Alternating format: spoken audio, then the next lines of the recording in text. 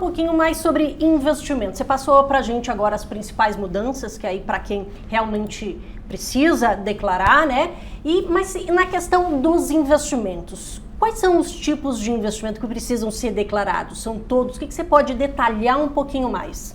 Então, investimentos, Paula, de regra geral, se você é obrigado a entregar a declaração de imposto de renda, você é obrigado a declarar todos os seus investimentos. Sim, mesmo os isentos de imposto de renda. Muita gente pensa erroneamente que se o investimento é isento de IR, ele não precisa constar na declaração. Isso não é verdade, uma coisa não tem a ver com a outra. Tem uma série de rendimentos isentos que a gente declara e que eles são isentos, né? Mas o que a Receita quer saber é da onde vem os seus rendimentos, da onde vem o seu dinheiro, né, o dinheiro que você usa, e para onde vai. Então, assim, você tem um bem, da onde veio o dinheiro para adquirir esse bem? Você vendeu o bem, para onde foi esse dinheiro? Você tem uma renda, seja tributada ou isenta, que você usa no seu dia a dia? Os seus bens são compatíveis com a sua renda? A sua renda pode ser isenta e você comprar com ela muitos bens. E a Receita quer saber tudo isso porque ela quer saber justamente o caminho do dinheiro. Então precisa declarar bens e rendimentos isentos, mas existem valores mínimos. Se você é obrigado a declarar, existem valores mínimos, geralmente são valores baixos, né? Mas para a pessoa física pode ser relevante, que obrigam ou não um investimento a constar na declaração. Então, vou só citar uns exemplos. Uma posição em ações, por exemplo, você só precisa declarar se o valor da posição tiver sido maior que R$1.000 em 31 de dezembro de 2023, em 31 de dezembro, né, do ano ao qual se refere a declaração. No caso de conta corrente, poupança, aplicações financeiras, aplicações de renda fixa, aí o mínimo já cai para R$140 no final do ano. Então, assim, praticamente tudo, né? Exatamente, praticamente tudo. Eu acho que para quem nos assiste vai valer tudo, mas de qualquer maneira, assim, mesmo que você tenha um valor pequeno ali numa conta, numa aplicação, eu recomendo declarar tudo, até para o seu próprio controle, para você não se perder de um ano para o outro. E com a declaração pré-preenchida, ela já puxa tudo que você tem.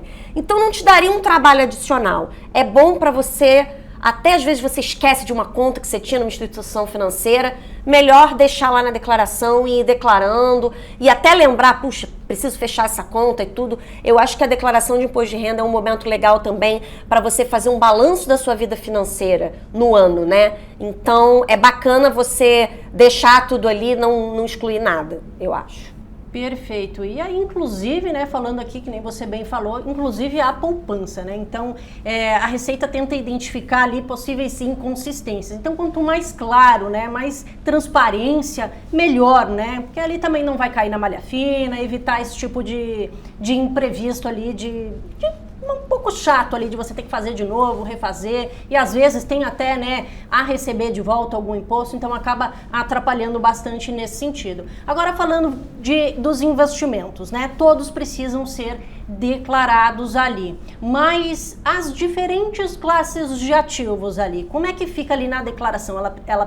Essas classes precisam ser declaradas em diferentes fichas ali dentro da declaração? Como é que é esse esquema? Mais ou menos, Paula, porque assim, a Receita ela não faz tanto essa distinção de classes de ativos que a gente faz aqui no mundo dos investimentos. Mas, dependendo da classe de ativos, os investimentos podem ser tributados de maneiras diferentes. E isso se impacta na hora de declarar. Então, assim, regra geral, a sua posição nos investimentos, aqueles investimentos que você possuiu ano passado, eles são bens, eles são considerados bens. Então, sua conta corrente, sua conta poupança, seu CDB, seu título público, sua ação, sua criptomoeda, tudo isso são bens para a Receita Federal e devem constar na ficha de bens e direitos. Na ficha de bens e direitos, você vai colocar ali o saldo que você tinha investido em cada aplicação no início e no final do ano. Em alguns casos, você vai declarar o saldo conforme o informe de rendimentos. Em outros casos, você vai declarar pelo custo de aquisição. É o caso das ações, né? Nunca muda, imóveis também, né? Nunca muda, exceto em algumas situações específicas. Sempre declarando pelo custo de aquisição. Agora, os rendimentos, aí eles podem constar, sim, em fichas diferentes. Aqueles rendimentos que são tributados na fonte, que em geral você não precisa fazer nada, você só recebe já a sua instituição financeira já recolheu o imposto de renda, você só recebe o líquido, eles entram na ficha de rendimentos tributáveis sujeitos à tributação exclusiva e definitiva, né? Que é ali que entram os rendimentos na fonte. Os isentos entram na ficha de rendimentos isentos. Então aí LCI, LCA, CRI, CRA, poupança, tudo entra ali, os rendimentos, né? Não o saldo. E no caso da renda variável, existe uma aba só para renda variável. Então você tem ali, você declara os seus ganhos tributados e os seus prejuízos mês a mês ali na aba renda variável para ações, fundos imobiliários, ETFs, todos esses ativos de bolsa, né? Tem rendimentos em ações que podem ser isentos e esses aí constam também na ficha de rendimentos isentos.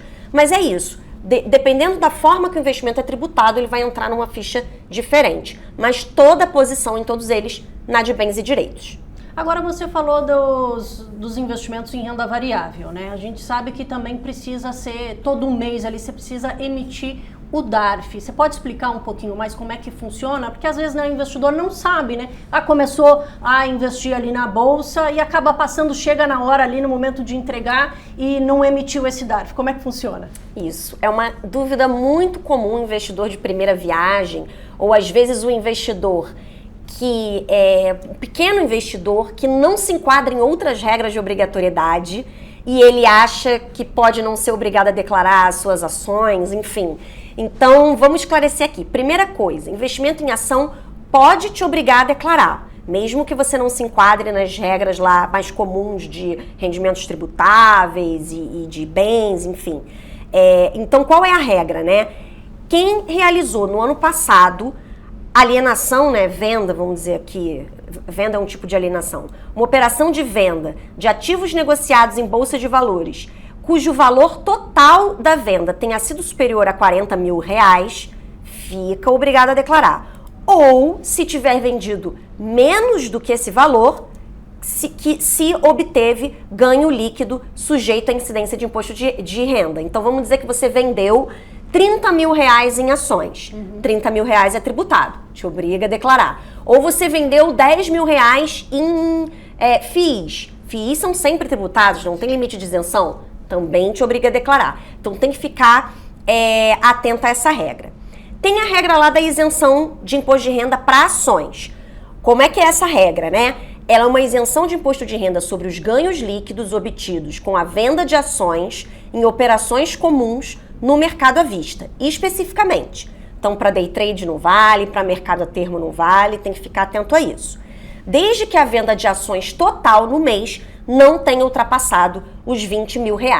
E essa regra só vale para ações, né? Outros ativos de bolsa não têm essa regra de isenção, esses rendimentos são declarados na ficha de rendimentos isentos. Aí você perguntou dos DARFs, né? Quando o lucro com ações ou outros rendimentos de bolsa é tributado, você precisa recolher o imposto de renda mês a mês. Então, você vendeu, teve um lucro tributável, você tem até o último dia útil do mês seguinte ao da venda para pagar o imposto de renda, senão você fica sujeito a multa e juros.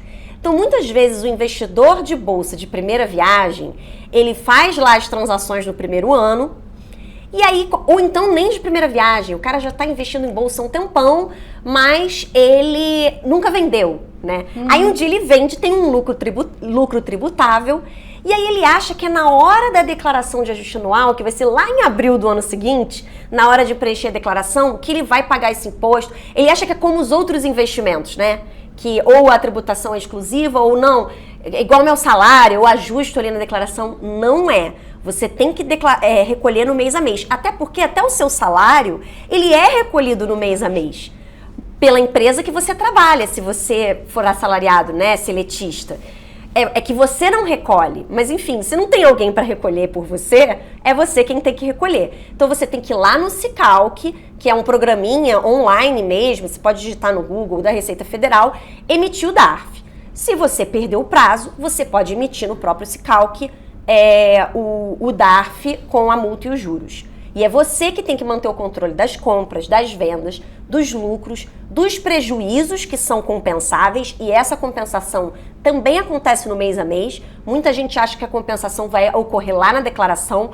Não, na declaração você informa os prejuízos, Mas essa compensação já tem que ter ocorrido do lucro tributável quando o lucro tributável ocorreu. E aí você recolhe o imposto de renda sobre esse lucro que sobrou. Se você teve um lucro maior que um prejuízo, você compensa ali. Compensa também, né, o dedo duro, né, os encargos, corretagens ali, tudo no mês a mês, recolhe. E aí só no ajuste anual você vai informar na aba renda variável os lucros que foram tributados, os prejuízos, os dedos duros e o imposto já pago.